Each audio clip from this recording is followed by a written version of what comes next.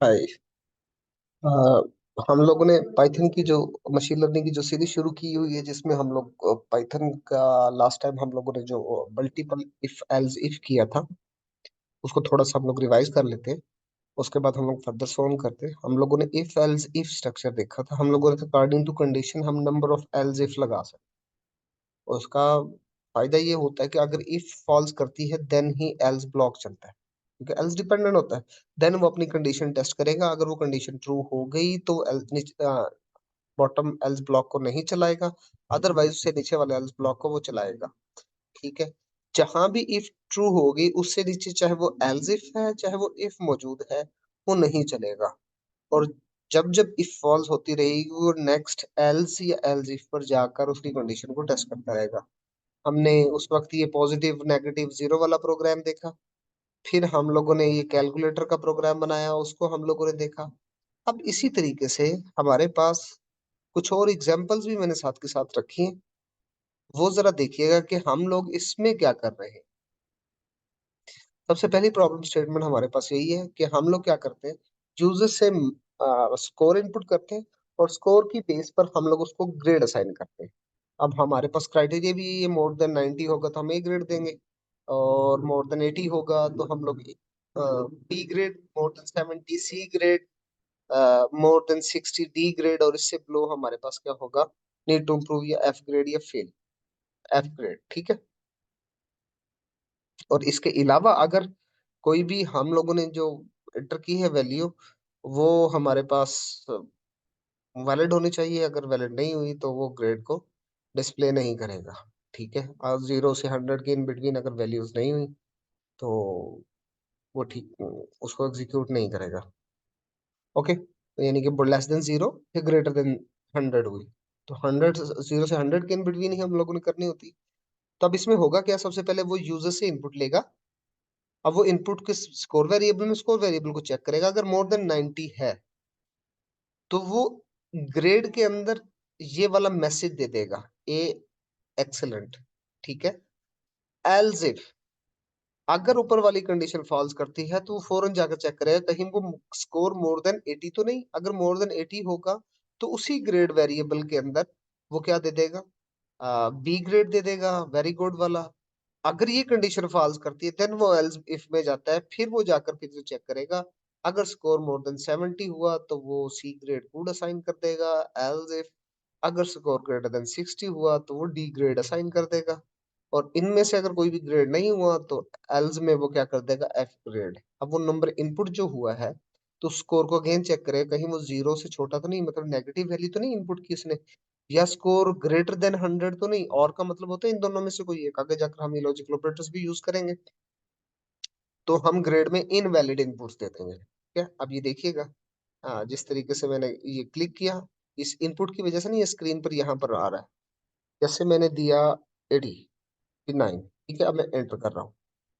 वो 89 पर क्या दे देगा, the student grade is B. ठीक है, वेरी गुड। क्यों? क्योंकि ये देखो, 89 मोर देन 90 कंडीशन फॉल्स, जब ये कंडीशन फॉल्स की तो वो एल्स इफ में गया। अब स्कोर को 89 ग्रेटर देन 80 कंडीशन ट्रू थी तो ये वाला मैसेज इधर लोड हो गया। जब ये इफ चल गई तो ये रिमेनिंग जितने भी इफ एल स्ट्रक्चर है ये नहीं चलेगा। यहाँ आया तो ये भी कंडीशन ठीक नहीं थी, क्योंकि 89 ना तो 0 से छोटा है ना 100 से बड़ा है। ठीक है, तो वो एग्जैक्ट नंबर है तो इसलिए हमारे पास द स्टूडेंट ग्रेड इज हमारा ग्रेड प्रिंट हो गया। ओके। सेम इसी तरीके से मैं यहाँ पर 55 एंटर कर देता हूँ तो मुझे क्या मिलेगा, एफ ग्रेड। देखिएगा एफ ग्रेड आ गया हमारे पास। सेम इसी तरह मैं प्रोग्राम को अगेन रन करता हूँ और मैं यहाँ पर नेगेटिव में दे देता हूँ, -70। ठीक है। तो ये देखिएगा, student grade is invalid score, ये वाला मैसेज। ठीक है, क्योंकि आपने 0 से 100 की इन बिटवीन वैल्यू नहीं दी। इसी तरह नेक्स्ट हमारे पास क्वेश्चन है नंबर गेसिंग। मतलब हम एक यहाँ से इंपोर्ट रैंडम हमने एक किया। रैंडम क्या करता है, रैंडम नंबर जनरेट करता है। हमने बताया 1 to 100 के इन बिटवीन को रैंडम जनरल नंबर जनरेट करो। फिर हम लोग वो गैस करेंगे वो नंबर। हमने जो टारगेटेड नंबर, मतलब यूजर ने जो इनपुट किया है क्या वो हमारा गेस नंबर के थ्रू जो नंबर आया था, क्या हमने वो नंबर गेस किया कि नहीं किया? अगर वो गेस हो गया तो दोनों इक्वल हो जाएंगे, तो हम कह देंगे वो गेस हो गया। अगर हमने जो नंबर इनपुट किया वो हमारे टारगेटेड नंबर से बड़ा हुआ, तो हम कहेंगे आपने नंबर उससे बड़ा एंटर किया है। और अगर अदरवाइज वो छोटा, ये देखिएगा, लाइक इस वक्त मैं क्या दे देता हूँ, 1 to 100 है, तो मैं दे देता हूँ 70। अब देखो, उसने कहा नंबर इज लो। लो का मतलब ये है कि आपका गैस किया हुआ नंबर, जो रैंडम नंबर में कोई नंबर जनरेट हुआ किया होगा, उससे वो लो है। ठीक है। लाइक मैं अब क्या कर देता हूँ फिलहाल, कि हम लोगों को पता लग सके टारगेट नंबर में चल क्या रहा है, तो हम लोग यहाँ पर इसको प्रिंट कर लेते हैं। अगेन मैं रन करता हूँ। अभी देखो 12 है। अब मैंने भी 12 एंटर किया, देखो ये 12 है, रैंडम नंबर ने जनरेट किया, उसको मैंने प्रिंट करके देख लिया।